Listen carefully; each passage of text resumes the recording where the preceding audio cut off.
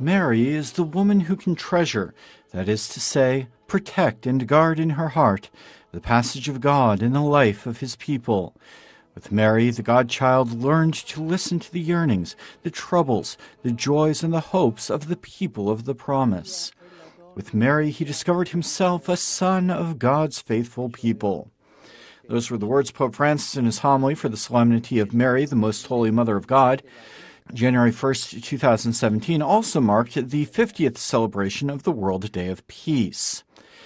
Mary, the Pope said in his homily, was able to watch over the beginnings of the first Christian community, and in this way she learned to be the mother of a multitude, sharing with all of us that maternal warmth that surrounds us even in the midst of difficulties.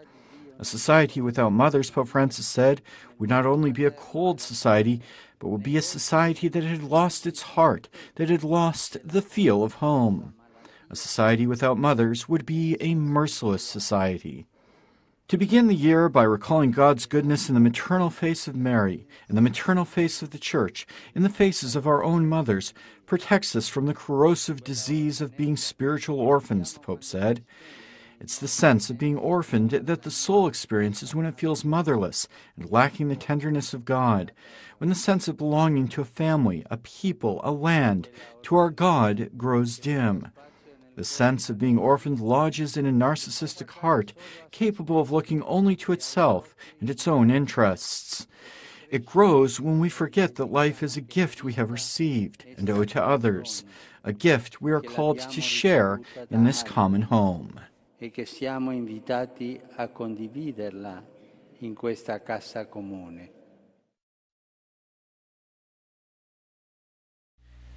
Have you ever wondered why the Catholics worship Mary?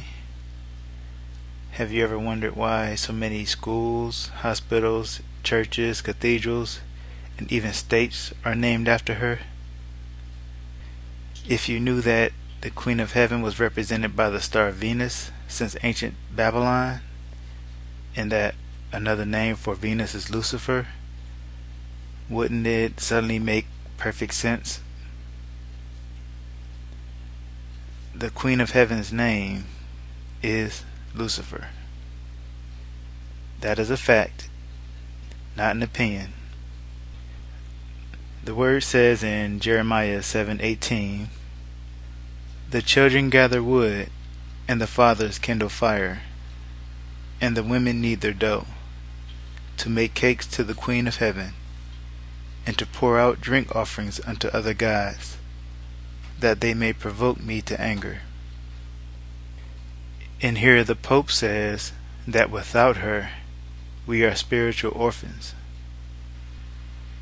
In Galatians chapter 4, verses 4 through 7, it says, "But when the fullness of the time was come, God sent forth his Son, made of a woman, made under the law, to redeem them that are under the law, that we might receive the adoption of sons.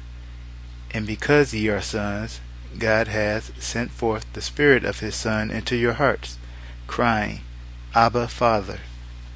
Wherefore thou art no more a servant, but a son, and if a son, then an heir of God through Christ."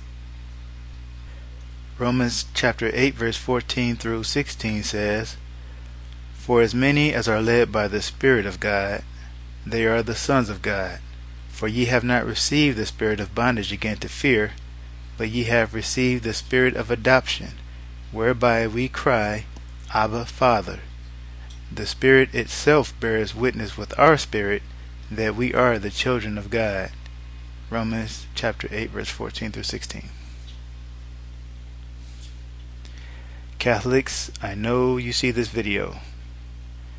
I know you've seen many of my videos. I've asked you to respond to one in particular, and so far no one has responded to that. Please consider what you see here. Take it to the Lord in prayer, and as much as it goes against Catholic teaching, leave Mary out of your prayer. You can go straight to Jesus. For there is one God and one mediator between God and man, the man Christ Jesus. That is 1 Timothy chapter 2 verse 5. That's all I have for you. Thank you for watching. I hope it opens someone's eyes out there. Thank you, and Jesus bless you.